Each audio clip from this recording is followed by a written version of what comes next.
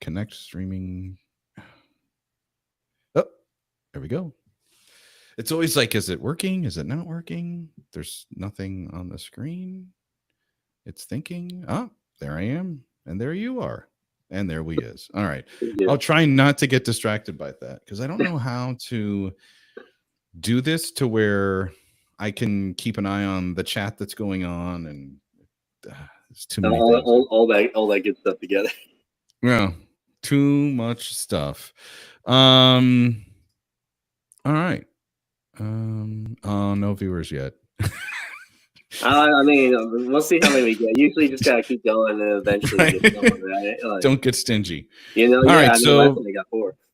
For those that are jumping in, this is a Craftsman Online podcast recording. He's back again, Brother Jonathan Kopel. And the description of the podcast that we'll be doing is in the show notes. What you don't know is that this episode isn't scheduled to air until September, but that might move up to August, depending on other guests that we're coordinating their schedules with. So there you go. As a little streamer, you get an inside piece of nugget here. But join me welcoming him back to the Craftsman. Join me in welcoming him back to the Craftsman Online podcast, Brother Jonathan Kopel. Welcome back. Pleasure to be here. Been kind of a busy day, but nice to be with among friends, as I like to say. Very nice. And also to be seen, this is one of the episodes that we're taping and streaming live now on YouTube, although by the time that this airs, it will have been months afterwards, but just something I wanted to put out there. The cool thing, though, back when you joined us previously, we did a really interesting episode with you where we examined death, and we got into a really big talk on the belief in deity that a Freemason has to get into, and that kind of stepped into this area. And I'm also kind of confusing myself a little bit with backyard late night conversations that we may have had over the phone from my patio. But the one thing I do know is that in the third degree of Freemasonry, the Hiramic legend is one of the key parts of the degree. We're not going to be giving any secrets away on this episode, but the key lesson of morality, especially through the lens of the experience of Hiram Abiff, is what the candidate and the brother specifically is focused on.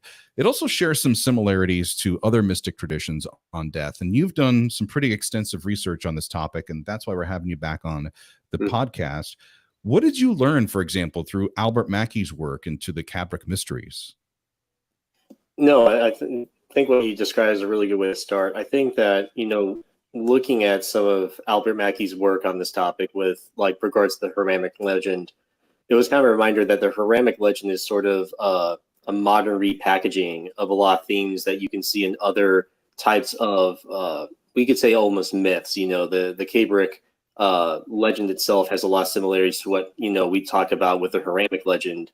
And when you look at the Cabric mysteries, you can see a lot of similarities into other mystic schools that use a similar kind of idea about death and about the importance of it with regards to the way we direct our lives. In fact, there's a similar kind of ritual that's used in ancient Egypt that has a lot of similar undertones about the idea of transformation and seeing death as sort of this transformation of the person from the old way of thinking to something new. And you see a lot of that even within Christianity in the way that Paul talks as well. And so I think that this idea of transformation is a main focus of the Hiramic legend, because I think it's supposed to be about how we direct our lives than necessarily looking at death as this final end to our existence, if that makes sense. Yeah, and I know that there's always question marks, and we could spend some time, and I'd like to spend some time talking a little bit about that, the Hiramic legend, because I think there's a few things that come up. Number one is that this is the final degree in the journey for a brother who started by knocking on a door, filling out a petition, asking if he could join, getting initiated into the first degree, the entered apprentice. A few months goes by, he's studying his proficiency. He's now passed to the degree of fellowcraft. There's this whole other lesson that's coming to him. Now he's learning a little bit more about the building of King Solomon's temple. We get to the third degree, and it's like, hey, you should have completed your spiritual symbolic temple in order to get to this place. And then you witness this part of the degree that has the tragedy, honestly, of Hiram. The story that is told is completely different in any other Masonic degree that you would experience, at least in the first two or the previous two. You're more engaged, I would say, in this degree than you would have been in the previous two, where you would have gotten a series of lectures or talks. And now you're walking away going, okay, so was this really the story of Freemasonry? Like the first Grand Master of all Masons, was this guy Hiram Abiff, or like what is going on here? And all of the other unique experiences that take place that night, that you're looking at investing a significant amount of time actually being at lodge for your third degree. Do you remember some of the experiences going back to your Master Mason degree? Yeah, I think the one was, I think there's a lot of things I do remember, but I think the one thing that that really stood out to me was kind of the camaraderie of that degree with everyone in there, especially in the lodge I was in for like a year going up to the Master Mason degree. They all got to know me through the entire process. So for them, it was a big deal because they got to know me not only as a brother, but as a person. So it was more of they saw me from the beginning to this point, and it was their kind of way of giving back to me. You know, that for instance, in Texas, the way you do the degrees is you have to do your catechism in front of the entire lodge. So everyone sees all the work and practice you've done, not only in the lodge, but with your mentor and with that person teaching you along the way. And so I think that was one of the things that really stood out to me. I think also the things that I liked in that degree specifically was some of the renditions in my lodge they did at the end, where it wasn't just at the major part that a lot of brothers think about. It's more about the final lessons and teachings they talk about at the end of the degree that I think really kind of pull things together about what really is the overarching goal of what we're doing within what we're calling Freemasonry or the craft. And I think that's something that really resonates with me still. Mm-hmm.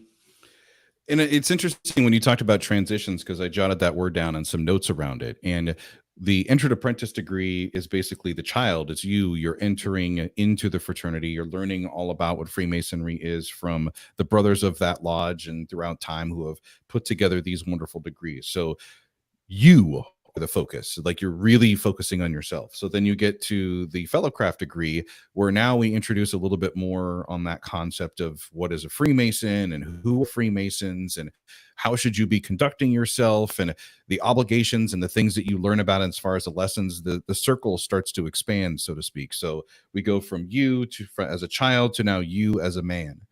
And then the third degree is the final degree, at least in the 3 degrees from your Blue Lodge. And you are represented as kind of the old man, the the sagey wise guy, right?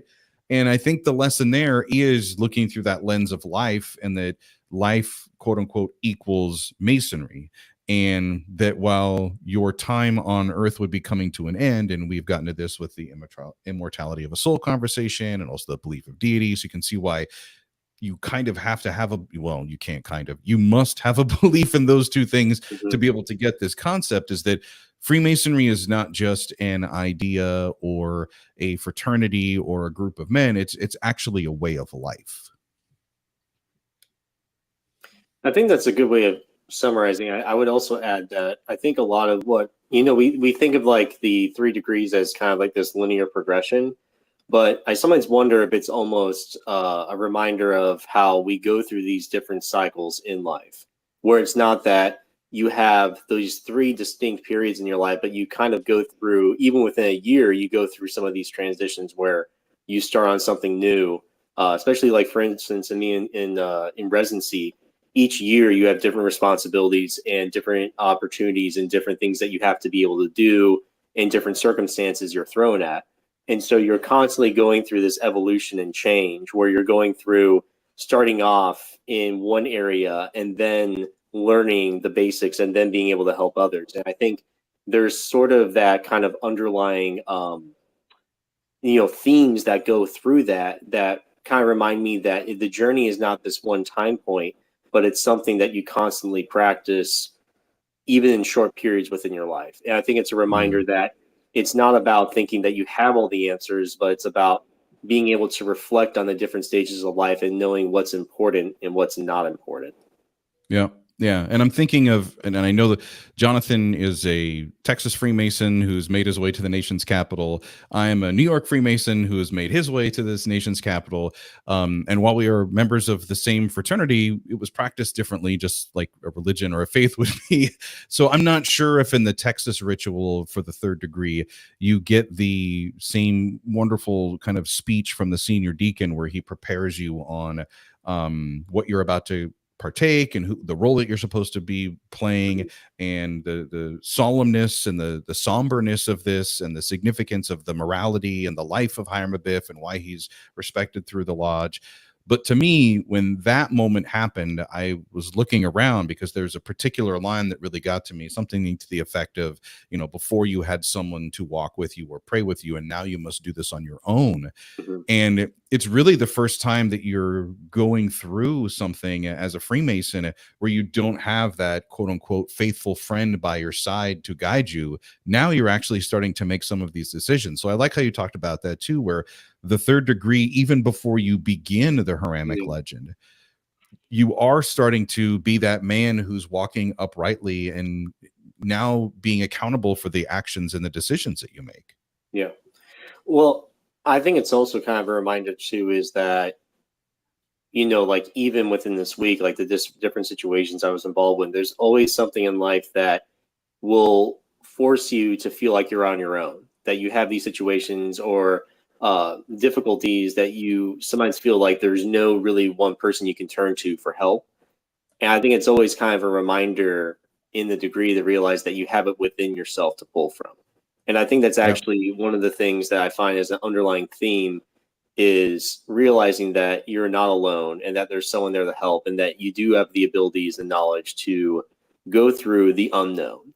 And I think that's one of the things that, especially in neurology or especially as a doctor, that's pretty much every day, because there is never a moment I can say where you feel like you have it all figured out, because there's always some variation of a disease or some complication or something where you have to be able to figure out how to solve even small problems versus larger ones. And that takes a lot of time to develop that confidence and those skills, and even being able to know when you need to get help. And I think Yeah. that's a part of what I see in like the third degree too, that's kind of emphasized through what you were just describing. What also makes the Hiramic legend unique is that it features a cast of characters. Right. And they all have very integral parts to the story, but no one is more important than the one-time allies of Hiram Abiff, who ultimately betray him and become the antagonists of our story in the Hiramic legend. We refer to them as the three ruffians. So, Jonathan, how do the three ruffians represent the three stumbling blocks to death? I think that was something I actually had a conversation with another brother about because of the discussion we had, and thinking about some of the other conversations I've had. And one of the things I thought was interesting was looking at how, like in Freemasonry, we think of the three ruffians as like representing like ignorance, prejudice, and greed. And Mhm. one of the things I thought about was the three things I had seen in my first year practicing, was thinking about what are the things about death that I see people stumble the most? What did I see that cause a lot more of the pain and the struggle? And it always boiled down to fear. Fear of death was a big one. It was a denial of death's finality, in the sense of people using, oddly enough, their own faith as a way of disregarding or minimizing death.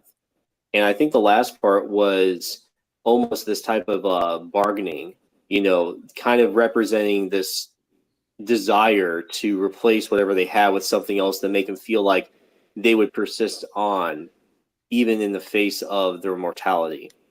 And I thought that was something that really stood out to me, because those were the three things I always saw that usually caused the most conflict between the medical staff and, for instance, a patient or even the patient's family, is coming to terms with that. And Mm. I think those three things are important to kind of reconcile, because I think we see a lot of that in even people, we meet on a daily basis, about what triggers them or why people make these decisions they do. And it kind of gives you a framework to be able to engage with the underlying problem that they're actually presenting to you. Hmm. What's interesting is by the time this episode airs, my shoulder surgery, which I'm going to be referring to right now, will have already taken place. Yeah. But ironically, 2 years ago, when I was first diagnosed with a torn rotator cuff syndrome in my right shoulder, I went through those 3 stages that you're talking about. One was the fear of the unknown, like, okay, well, I've got this and I don't feel any of these issues that are happening right now, so I think I should be okay. The denial of like, well, do I really have to get surgery? The doctor said that there's other, homeopathic things that I could try, like maybe an alternative would be stretching. So I did hot yoga classes for a while, or, resting it or putting ice on it, or just, sleeping a different way in my bed. And then, finally was the bargaining part. Like, okay, what if I drastically change my lifestyle to try to avoid this thing that I need? And what ended up happening is that my condition just continued to progress and progress and progress, at the point where it's now I'm like, okay, well, I still have a concern about getting surgery. The benefits of it are completely outweighing the upfront pain and recovery costs, so to speak, that would come with it. So when you're talking about this, that's a shoulder surgery. I know that I'm going to be okay afterwards. The thought of dying or death to the average person who hasn't made it right with their creator, I could see why there would be not only that question of like, where am I going? What's going to happen to me? But how am I going to be able to take care of myself, or who's going to take care of my soul, or anything, because I haven't really prepared my time on earth to even think about this yet. It's interesting you mentioned that too, because when, there's like the people talk about like the 5 stages of grief, and that's like a common like model that's used for it. And what's interesting is the person that made that actually didn't make it to be like you go through those stages of grief sequentially. In fact, she's actually written a little bit more about, what kind of helps people through grief as well. But what I actually see interesting is like what you're describing is when it comes to like end of life care, or when it comes to a lot of these situations about a person's mortality if they're very sick. What I see with bargaining, interestingly, is the topic of miracles becomes a way of people of actually using their faith as a way of almost deflecting the confrontation of death. In fact, that's what I always thought was surprising was we talk about death as this part of life, especially within Freemasonry. But what I see is that when even people who have a very strong faith engage with the final acts of someone they love or themselves, there's this fear that actually comes out. And what I realized is that there's a difference between being told about death than actually engaging it within yourself. So in other words, people have actually had these discussions about death, but it's been very academic. It's not been dealt with from an existential perspective that you will die. Like having that actually in your front of your mind that you have a finite end. And that's always a difficult conversation with people, because the expectation, I think, from people they have is that they will die a peaceful death at their home with family. And unfortunately, what the truth is that it's the exact opposite. People, for whatever reason, and you get 2 different dynamics. There's 2 different ways this happens. One is the patient's unwilling to confront their own mortality. And so that actually, I've seen cases where the patient's the one unwilling to accept their actual mortality. And the family's trying to convince them to say, hey, it's actually better for you to go home. Like, there's no other good options left for you to actually fight whatever you're having. On the other hand, the one I find is the most difficult is whenever the person's unable to make medical decisions. And what you see is a lot of family members making decisions that in their mind is more soothing to themselves. But the question remains, is this really best for the patient? And so you'll be in this position as a doctor where you end up doing things where you're like, is this really the best thing for this patient? But at the end of the day, that's some people have actually told their loved ones, hey, this is what I want. And you may not feel that's actually the best outcome, but unfortunately, some people have different perspectives on what they want. And I think I sometimes see people regret that because they look at, well, they did all these things and they missed out on not only good quality time, but they missed out on having a death that was not only meaningful, but less traumatic. Because sometimes the way you end things can be just as traumatic as the way you begin. And so I think about the Hiramic legend, I think about that idea that the way that you finish matters just as much as how you begin. And it's kind of like the cognitive bias of what do people most remember? They remember the first things that happen, the last things that happen. Everything else in between, people can easily forget, but how you finish something can really resonate and stay with people longer than what you did in between those 2 points. We have jumped on a whale of a topic for this episode of the Craftsman Online podcast. Absolutely. We're talking about preparing for death and examining the Hiramic legend. We brought back Brother Jonathan Kopel, who's also giving his insight, not just as a Freemason, but also as a physician here in the nation's capital. We're using the example in the Hiramic legend because every Master Mason must go through this degree and sit through this experience to be raised to the sublime degree of Master Mason. And in this degree, and we're not giving anything away because the ritual is widely in publication and there's many books on this that are out there and videos on YouTube and whatnot, but you do go through the role of experiencing death as a character or as a part in the story. And it's up to you to kind of make sure that you have prepared for also the time that you're going to be spending with your creator or the essence of divinity. So for sideliners or for those that might not be as for brothers who may not pick up on all of the esoteric aspects of the degree, because just like everything else, there is a lot that's in there. What are some key takeaways if you could step back and we have a brother who's preparing to go in for his Master Mason degree without giving anything away? What advice would you have for him to prepare for that experience mentally? Mentally. You know, what's interesting is, you know, how to prepare for it mentally. See, I don't know if I ever really did prepare for it mentally, because I think, well, I will say this. I think the more that you invest in knowing the people in your lodge, the better the experience you will have. So in other words, if you are regularly at the lodge, and I think the lodges I've noticed in DC, I started doing this more, where they will open the lodges on the EA degree, so that a lot of the, you know, intern apprentices and fellow crafts can actually come in and engage in the lodge with different discussions or things like that. I think that adds to the experience too, because they feel more a part of what's going on, and it becomes more of an opportunity for them to get to know everybody. I think that the more that you actually show up to the lodge, even outside the days of your degrees or other catechisms, whatever you're doing, it gives you the kind of security that this is something that you will enjoy and a good memory that you'll have not only within yourself, but with other people. You know, I think that's a big one. But I think ultimately, my main takeaway is to remember how far you've actually come, because a lot of people don't even get to the Master Mason degree. There's some people that, you know, they start off with an EA and for whatever reason they don't continue, or they, you know, things happen in life, or there's impediments that come through with them actually being able to do it. For instance, in Texas, like, a lot of people can get stumped by doing the ritual work because in Texas it's mouth to ear. So you have to learn it not with any type of code book, but you actually have to learn it like through someone else. And when you're first doing it and you're taught, especially if you're academic, it's really difficult because you're like, I'm not used to having to just memorize things verbally. Oh, it's the world's oldest game of telephone that you guys play. And it's hard because you'll see, you know, the guy I worked with was like in his 80s, and he would just like know this stuff. Like, it was like he was a PhD and could just like, oh yeah, I know exactly where this was said. And I'm trying to just figure out how to even begin and to remember certain phraseologies they would use. So I think, that being said, I think just remembering how far you've come to that point and realizing that you've made it through a lot of things that other people have, you know, not been able to, I guess, make it through, for lack of a better way of saying it. Okay, I like that. I would give the same advice that my Masonic mentor and educator gave me, who I wouldn't say he was 80 because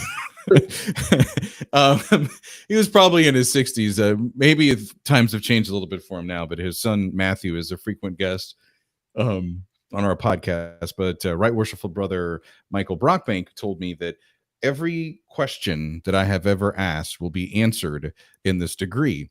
And I looked at it through the lens of Masonically speaking. So I looked at him, I'm like, you're telling me that like all of these symbols, like all of this stuff, the Pythagorean theorem, the heart with the sword, like all of these things, everything I want to know about Freemasonry is going to be answered after this one degree. And he was like, yes.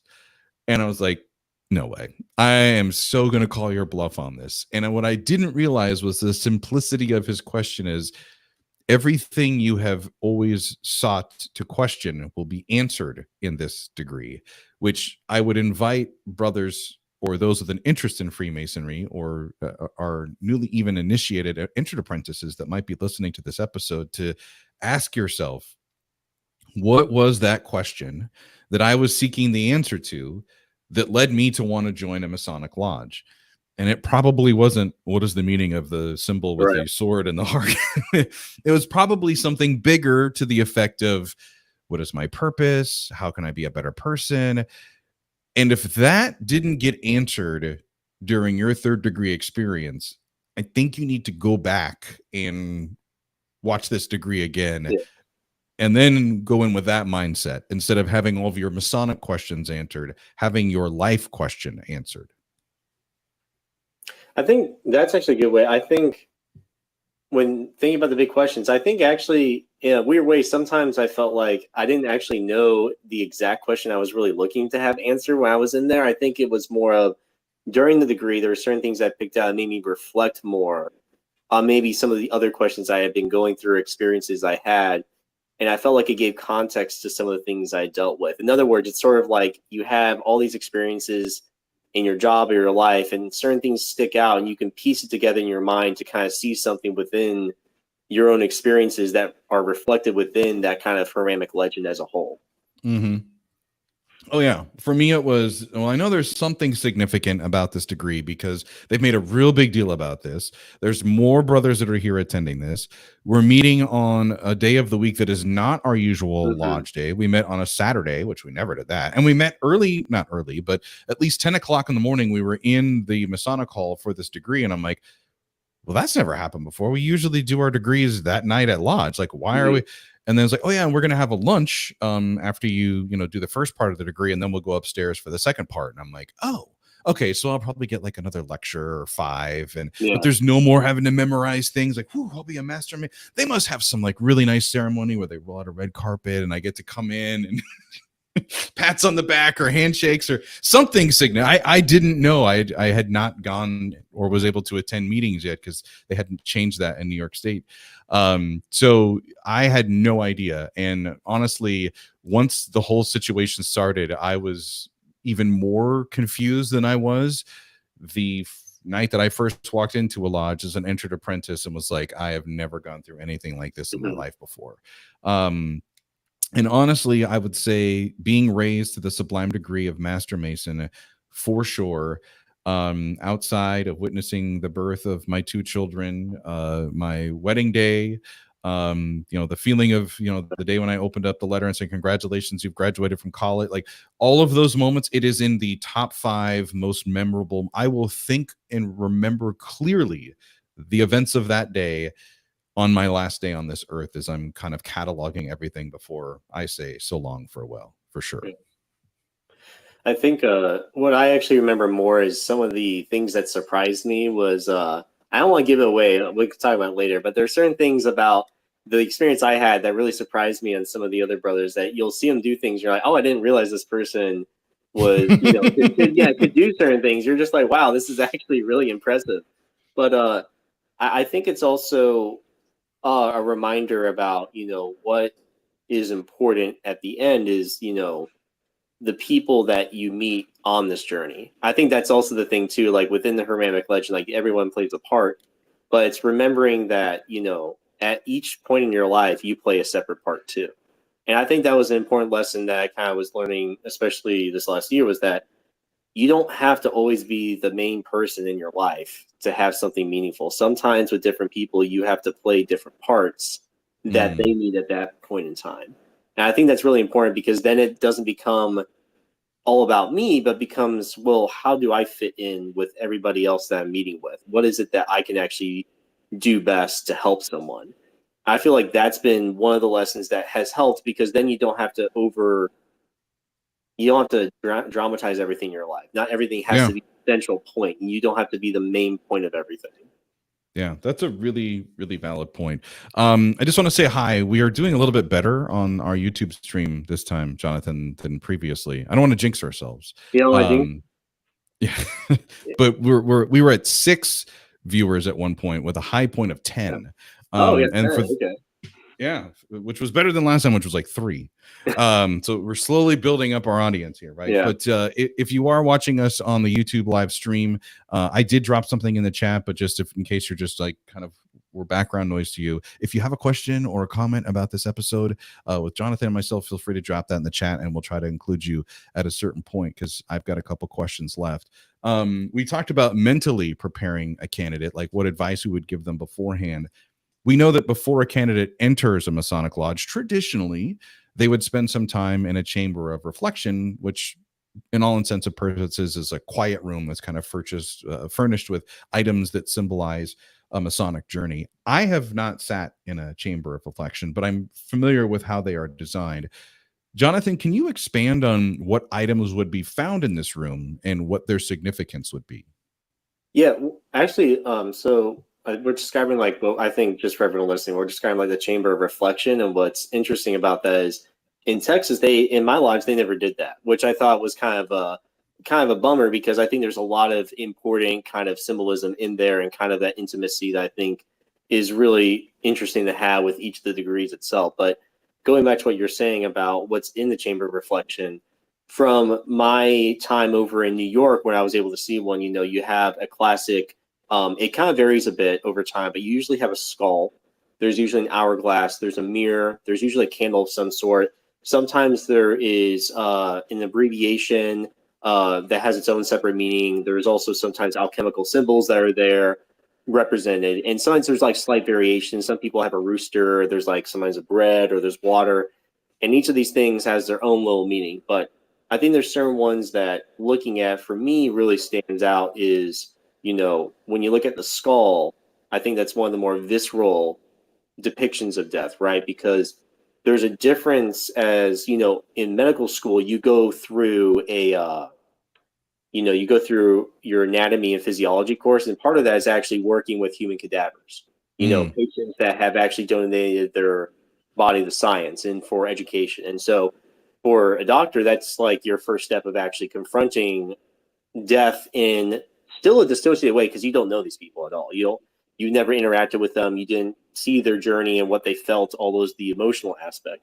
But you confront death, and that's still like, I remember the first day I actually saw, the person I was actually going to be learning from, and that I still remember to this day because it's this dramatic kind of experience. And I felt like in the chamber of reflection, seeing the skull is sort of that same experience of reminding you about underneath who you are. We all have this similar basic structure about this is when we're dead, when everything is gone, this is what we'll look like. And it's kind of like that forcing you to confront that finality. I think it would be a natural reaction if you walked into a dimly lit room and there was just a skull on the table for you to kind of wonder, what did I just get myself into? And joking aside, like, it's also interesting to be in Masonic group chats where somebody will say, hey, does anyone know where I can get a real human labrum? I need a real human labrum, preferably from a male, as we're trying to, set this. And you're like, what? Yeah. But yeah, I haven't been into a fully functioning chamber of reflection. When I visited a lodge in Rochester, New York, they did have a modified version of a chamber of reflection that I thought was kind of cool, with a oil burning lantern in the center of the room on a table that had some incense burning. So you definitely, when you walked in, you kind of got that whiff, and then the door closed behind you, and they had the that black paint, that chalkboard paint, and on the wall they had written some things that you could look at and read and think about. And then I walked back out the door. There were 2 doors for this to get in and out of this room, and the other one is the door that leads into the lodge room, which would be the first time that a candidate actually steps foot into a Masonic lodge, which kind of starts the whole party, so to speak. But yeah, I'm like you, like, I wished that I had that. I don't know, honestly, on the night that I took my entered apprentice degree, if mentally I would have been prepared to embrace all of the symbolism, because there was just this rush of like excitement that was happening for me. There was also, it was really odd. I kind of felt like I was back in a junior high locker room, because there were 10 guys in my class and we're all trying to like change out of our suits and into the pajama outfit that you wear kind of to be clothed as an entered apprentice. So it was just a lot of weird things that were all happening at the same time that evening. But now going back to it, I think I would really like to visit one and explore that, because yeah, knowing what I know now, it would definitely put things into perspective and be interesting. Where was the one that you saw? It was actually when I was at the Aurora Lodge in New York. So I actually Okay. went to go visit them, and they actually had their EA and their fellow cap degrees, and they were setting that all up in the room. And in the lodge in New York, in the Grand Lodge, the building, they actually have they have these, at least in the floor I was at, they have the lodge room is very ornate. It has like finely, dark kind of, and kind of like that kind of somber kind of dark wood kind of feel to it. And the room itself looks kind of ancient and old, so it kind of fits that kind of mood as a whole. And so I remember looking into it. It was very interesting how they had situated everything and prepared it all. So that was my first encounter with this actual chamber of reflection that we're discussing here. Okay. Just typing back a chat here to someone who had a question for us that we'll get to the at the end of the recording here. So without giving, and this is my final question for this podcast recording, Jonathan, unless you have anything for me, without giving away any of the secrets of the third degree, I think we've done a good job of that on this episode. I try to protect a lot of that. Even as I mentioned, it's widely available. And then there's guys like me that they say, don't read this. And I went out and read it. The candidate does experience death and the completion of their spiritual temple, although there is some debate on that, but that's for another episode. We started this episode with a question on how this experience, the Hiramic legend, prepares a man for his own life path. I know you've spoken about this professionally. Can you share any details from patients and near-death experience subjects who have spent their time kind of in this limbo place? Yeah. So I would say from patient experiences, I would say there's a lot of experiences I've had, especially my time in like the ICU setting, and even recently about the way people confront death from a family perspective or even from a patient perspective. I think ultimately what I've kind of learned from the reflections, especially with the Hiramic legend, is thinking about the idea of looking at death as a reminder of the impermanence of life. In other words, realizing that there's a lot of things that we all go through that we try to continue on in this idea that things will be permanent. But the thing that we have to realize, and I like the Buddhist tradition because it emphasizes this, is that the impermanence is the permanence that we should hold on to, and realizing that things will always change. But the fact that it is change means that there's always a possibility and hope that things can be better, even if there is something that ends up being harmful or if it's difficult or challenging. But I think even more deeply from what you were describing is like one of the patients I had when he was really sick at the time, he had mentioned specifically about the regrets he had. And one of the things that really stood out to me was he said, I regret not asking the big questions.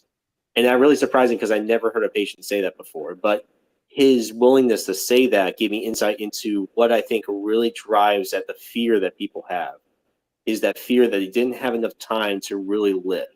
They didn't really ask those big questions that I think that we all intrinsically have, but we try to cover up with being busy.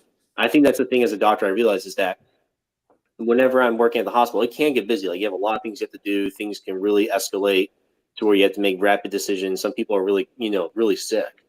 But at the end of the day, you have to have that outlet or that aspect of your Masonic career or even your personal life to where you can be authentic. And I think what death does, at least in my experience as a doctor, is that it gives you that framework to realize why being authentic is important. Because at the end of the day, the only thing that you can really judge in your life is, did I live the best? And we talked about this before. Did I live the best that I could with the situations that were dealt, that I was given? And did I live to the best of the ability of what was true to me within my heart? And I think that's the main kind of two caveats I see with that. But I also see this aspect of, like you were mentioning about near-death experiences. It reminds me of one brother that I keep in touch with back in Texas, where the reason why he got into Freemasonry, oddly enough, was his experience with a near-death.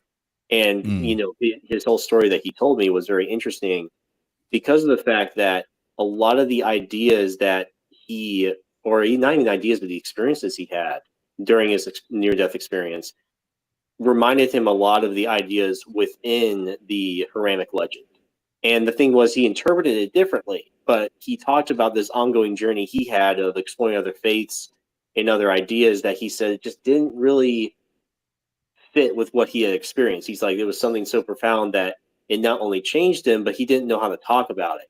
And what was interesting is that he doesn't really talk about a lot to most people because there's this almost reflexive action that people have to disregard it, which is really surprising to think, oh, people would be interested. But in reality, a lot of people say, well, you were just really sick. What you experienced wasn't, quote, real, which is, for all you people out there, don't tell someone that with a near-death experience that's actually been shown to cause, a lot of trauma. Actually, no, in all seriousness, it really does. But what was interesting was that if you listen to what he had said, there's a lot of interesting correlations that he talks about with the Hiramic legend. And I think the idea of death and rebirth was one thing that he talked about, because he said, I'm not afraid about death anymore because I realized that after this life, there is going to be something, and there's going to be something I'm going to experience. And we're here to not only experience, but we're here to learn to love and care for each other. And now it may sound simple, but when you've experienced that profound of something where your life has literally ended and you come back, and like in his mind, he had completely changed as a person. When you listen to that story and you see how they can describe in vivid detail what they went through, it's very profound. Even as a doctor, you hear the way they describe it. I mean, it's not something that people with hallucinations or things like that don't talk like that. When you see them at the hospital, they're not in the right frame of mind to begin with. But the fact that they can specifically talk about points in their experience coherently and almost as if they were reliving it is very profound. And so for me, I think that putting this all together, my discussions with him really helped me, especially after I had the third degree. And the more I got to know him, is kind of seeing a lot of the lessons that were being described in the Hiramic legend that I didn't see the first time because I didn't experience that with other people that were in my life. And I think that's the beauty of it, is that the Hiramic legend, I don't think, is meant to be understood the first time, because you're not being aware of those things. Like you were describing, the first time you're in it, you're so aware of all these other things. Your awareness is pulled in different directions. But when you've been accustomed to that legend, then you can actually be more aware of the subtleties. And I think that's where the richness comes, is that you start seeing, oh, well, now that I know this information from my life or from these experiences, now I see what they were trying to get at.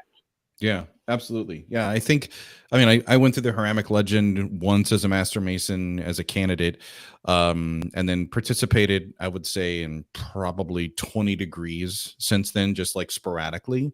But the one day we did a joint degree here in DC with the Colonial Lodge at the House of the Temple, and we had like 5 brothers that were all being raised that day. So it was 5 instances, bang, bang, bang. And you would think every single time you're like, oh, I gotta go. But I'm like, oh, you know what? I didn't notice that the time before. It's the same line, it's the same, degree, but it was very interesting.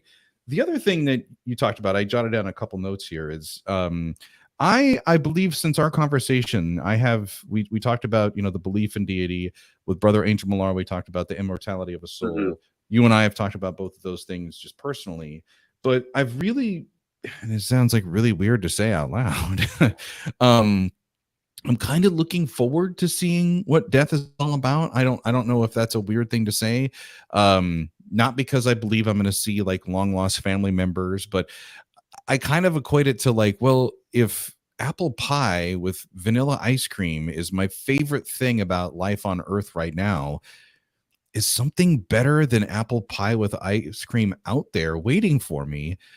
And it probably is. And guess what? I don't get a choice whether I want to stay here and keep eating apple pie with ice cream. So I'm kind of excited to see what is next, what is on the other side. Is that a weird thing to say? No, I would say this, is that it's not weird, but I would say that the reason why it's not weird is, like, talking to my brother who had the near-death experience. I said, well, because my father recently passed, so I asked him, I was like, well, what does it feel like? Because I'm like, he's the only guy I know who's actually been through a near-death experience and maybe has some idea of what it feels like. And he's like, it feels like you take one breath in, you breathe out, and immediately you're somewhere else. And like, he talked about how he looked at his body, and all these weird experiences he had, but he realized that, this wasn't like, your body is not who you are. And he's like, this is just your manifestation of who you are, but that's not the end of who you are. And I think that's why, when I think about things about, you were talking about the like approach of death, that's why I think about the book of like the Tibetan Book of the Dead. There's like a commentary about it where there is an actual discussion about what you should do leading up to your death, about how you should actually approach it. And I think it's that similar idea of looking at death as not as the finality, but as a transformation. Because ultimately that's what the Hiramic legend is talking about mostly, is this idea of transformation and going from one state to the other. I think that the reason why people have a fear of it is because we as a culture don't view death as a transformation, or we don't use it as a way of transforming the way that we're living. We view it as something we're trying to run away from. It's a finality. It's a finality, yeah. And what I realize is the reason why is because we cheat death, which is funny, but we cheapen death and we cheat it when we run away from it because we're not using it for what it's there for. And it took me a while to understand this, but death is there to help engage you with life, to help you be authentic, to help you realize what is really important, what is not important.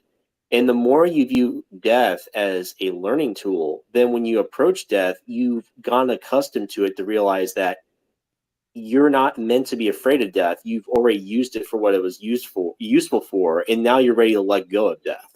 But I think if you actually push it away, in a way, you've actually made it larger than it needs to be. It's really counterintuitive, but the more that I've seen people in the hospital that embrace their death, and when you see it, it's interesting because those patients actually go through a process which is phenomenal, where they will actually look better for like a week or two. They will look like they're almost like they're getting cured of their disease, but then they pass. But when they pass, they're with people they love and care about, and the experience for the loved ones is something that they look back and said, hey, I'm really glad that I was able to spend time with him, and it wasn't in a place where it was around a bunch of doctors and nurses, and that was in somewhere where they felt at peace and is something that they actually wanted and not something that was forced on them. What I found fascinating is you talked about the word hallucinating, and then you also related, like, there's so many people over since written time who have all reported a very similar experience. And of course we've seen it in like movies and portrayed, dramatically. But if you could just speak a little bit as a neurologist, like what is going through your mind, like physically, like what are the stages that start to happen as death begins to enter into the picture? Now, to clarify, I'm not an expert on this, and the reason why is just because it's actually an area that's still being looked at, because they looked at like mouse models and things like that. But what I can say is that they've actually had a few case reports where they've actually been imaging people inside like an MRI or a CT scanner, and they've actually died inside the scanner, but they were being imaged when it happened. So it like actually happened. So during that process, they could actually, if they were doing like an fMRI or other sequencing events, they could actually see actively what was happening to the brain at that point. And it goes through a weird, like when your brain, quote, dies, when we talk about, quote, brain, there's the phrase brain death, which I don't really like because, when people think about like they die, they say, well, my heart stopped and I died. Well, it's like your heart stopped, but your brain is still functioning for a time. It's not like everything is completely stopped. Right. It's just that your brain has kind of been paralyzed for a bit because you're not getting all the blood flow, and when that gets to a certain point, your cells are dying and you start having more and more cognitive issues. But it's like running out of gas in a car. You could still kind of coast for a while. Yeah, you can coast for a while, but that's why, like in CPR, that's why they say after 10 minutes, like things get worse because you usually don't have as good outcomes long term. But I think what you're mentioning is interesting, is that going through a lot of like near-death experiences, I believe one of the things they've noticed is that some of the areas that are most affected are like in your temporal lobe. And what's interesting about that is when they study people in religious experiences specifically, or meditation, the areas of the brain that are activated during that are usually in your temporal. There's certain sections that are involved in the experience of what you would say thinking about God per se. And that's why there's actually been there's actually one neurologist, it's slipping my mind, but he does work in neurotheology where he studies the brain with regards to people's religious experiences and basically exploring are there similarities and differences between like a Buddhist monk praying versus someone that's Christian or someone else from a different faith tradition? And interestingly enough, there's actually a lot of similarities to meditation throughout different faith traditions and how it affects the brain. And they've actually done like weird studies where they compared someone that was an atheist or agnostic to someone that was a religious believer of any sort. And their brains are actually a little bit different in the way they light up and the way they're thinking. So in other words, that the act of believing itself activates aspects of your brain that can actually give you that sort of experience. It doesn't necessarily prove that that experience is, quote, real. What it does show is that your brain is actively seeking out some form of meaning. And I think that's the most important part, is that it shows that your brain is actually almost a meaning machine. You know, people think of life as, you know, it's just like a mechanical, biochemical reaction. You go through things and, you know, you are what you are based on physics and chemistry. That's one view of it.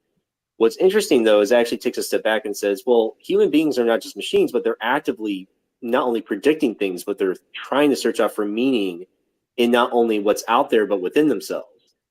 And that brings up a lot of interesting caveats that I think kind of gives you some sense about, you know, religious experience as a whole within the brain, which is why I'm always asking my brother who had a near-death experience all these questions, because it was such a profound experience that sometimes he can't articulate it. So when I ask him questions, he'll be like, oh yeah, now I actually remember this aspect of my experience that, you know, was difficult to comprehend, but what you're describing gives me that way of articulating that which was difficult to comprehend or to articulate in words that other people can understand. It's kind of interesting because it reminds me of like the esoteric aspect of symbols, where it's hard. The symbols have an aspect where you can describe them because they have an exoteric meaning. But the esoteric meaning becomes something that is different for different individuals based upon their past experiences, their associations with other symbols, with what's being described, and even how they use that within their own life. And so it lives on in this kind of expanding, what you could almost call a resort of meaning, so to speak. Mm. Well, Brother Jonathan, I feel like you could and should talk more about this. And I say that because we do have a couple of questions that have entered in from our YouTube live stream. So I'm going to have you hang out so we can do a subscriber extra episode for our friends on Patreon. But for everyone else in the Craftsman Online podcast at this point, we're going to say thank you so much for coming back on for this talk. No, thank you. All right. Let me get to a question here. He actually had a couple questions. So Jonathan, let me read all of this so you can have a better frame of understanding. Don't have his name, but he asked if we could clarify something for him. He's a Freemason. If any brother asked for him to do a favor, should he do it for them? Had another question. Freemasonry is not legal in his country. Of course, it exists 60 years ago when it was legal. There were 42 lodges, but now everything is secret. Should I search more and find hidden lodges, or should I go to a country where there are legal lodges and become a brother? I am really a Freemason at my heart. I've been thinking about this every day for almost 5 years. So with that, I would encourage you to use the word caution, brother, as you answer that first question. Well, so read the first question, because I think I know how to answer that one. Yeah, I think we can help you with the first question. First question is basically, if you're a Freemason and a brother asks you to do a favor, should you do it? Okay, I actually have a great story on this. Go for it. No. So this actually surprised me, because this is when I first became a Master Mason. So I was like the only person I knew where I was being trained at, and I was like, there's no one else in medicine that's a Freemason around here. It's just literally me. So I felt like the odd guy out. Like, there's no one else here. So I was on a psychiatry rotation, and I was actually on the wards, and I was wearing my Masonic ring, and so we were actually doing a lot of times as a medical student, you get trained on how to do like a mini mental status exam, or being able to, interview people with different psychiatric conditions. So there's different questions you were being asked. And we were in a room together with one of my attendings, and he actually asked me, he was indirectly talking about my association as a Freemason. Mm. And he wasn't saying it directly, but he actually asked me, he's like, okay, he's like, if someone said to you, hey, I'm a brother, can you get me out of this place? He's like, what would you do? And I was like, well, and I was like super confused. I'm like, what are you talking about? He's like, hey man, I'm a Mason too. Like, I'm actually in this lodge down the street. And I was like, oh, I didn't realize that, because he was speaking so like confusingly. I didn't know what he was talking about for a Oh, while. I was gonna say cryptically, like Yeah, that's coded. cryptically. Yeah, no, you're speaking so cryptically. And I was like, I cannot. What are you talking about? And then he just openly said it. And I said, well, number one, I have an obligation as a physician to make sure you don't harm yourself or others to Do no begin harm. with. Yeah. And so he actually said that because it was funny, because he actually was teaching me a lesson saying that, even though you have an obligation for your brothers, there are things that are even larger that you have a greater obligation for. And that's more of this universal idea of right and wrong. In other words, he was saying that just because someone's a brother doesn't mean they give free reign to, ask you to do things that go against what is right or wrong, or things that, you hold dear in addition to being a Mason. And I think that was a really, interestingly enough, with that question that was just asked, it was a really good way kind of teaching me that lesson in more of a direct application to my career path. And I thought that Yeah. was a really good lesson to have taught me early on. So my answer, and that's a good story. I like that. And that's also a good example. So to build off of that, just in a very generic and general term, if a brother came up to me and asked me to do them a favor, should I do it for them? It depends. And I would use your story that you said, it depends on what the level of it is. But I believe Masonically, there's a lot of gray area in the obligations. So for those that are in the know, I would invite you to go back to the second degree and at the fellowcraft. And when you take a series of obligations, especially when it comes to the promise or the obligation you make to a brother of this degree, when it comes to their honor and not defrauding them, and so on and so on. And there's a key word that appears for the first time in its worthy brother.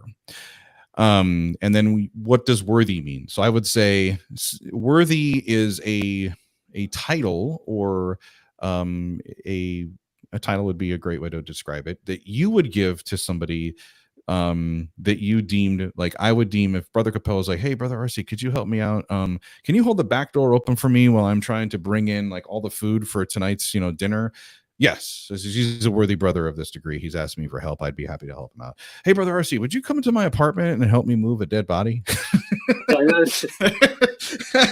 I mean, it's extremes here, but that's where I say it depends. Like the toughest thing that you have to do as a Freemason is there are things that you can and can't do that will get you into trouble as a member of our fraternity. But then there's, like I said, this huge area of gray area where there's really no policing. It's that you have to decide, like, do I want to give to this charity? Do I want to attend to this meeting? Do I want to help this person out? And then to everything else that you outlined, to the brother or the gentleman that or person who asked this question, you would ask questions about the country that you live in, that Freemasonry is not legal, and should you move? And I would never tell anybody to do anything, because this isn't an advice show or whatnot. I think that there are ways to explore independent study in Freemasonry. That I think Jonathan and I could both speak to as people who move from one area to another. But there is a certain point where a book or a podcast or a YouTube video cannot replace the human interaction or the human experience. And if that's where your heart is pulling, then I guess I would say listen to that. Yeah, I think that's and with regards to like different countries that are not open to Freemasonry, like in DC, like we have lodges too that are like and it was actually kind of funny because one of the brothers mentioned it. Like we have certain lodges where at the end of the year, when they have their like summary of what they did, like they usually lodges will have pictures of like their officers and everything like that. Some of the lodges will not do that. And he was teaching me, he's like, it's because back in their home lodge, or not home lodge, but back in their home country, like it's very frowned upon and it can get them in trouble. And so it's like kept, hush hush in that regard. So it's interesting how we can talk about, for some people, like the viewer here is like they don't have that same level of security that we kind of take for granted sometimes, in the States, of being able to, have open discussions or open lodges and these things that, allow us to kind of congregate easier, if that makes sense. Yep. I agree. And with that, we're going to say good night to our streamers. Thank you, all 11 of you, for checking in and watching this live recording. Look forward to hearing your thoughts and reactions when it actually goes live. So good night, Jonathan. Hang out. I'm going to continue chatting with you for a little bit.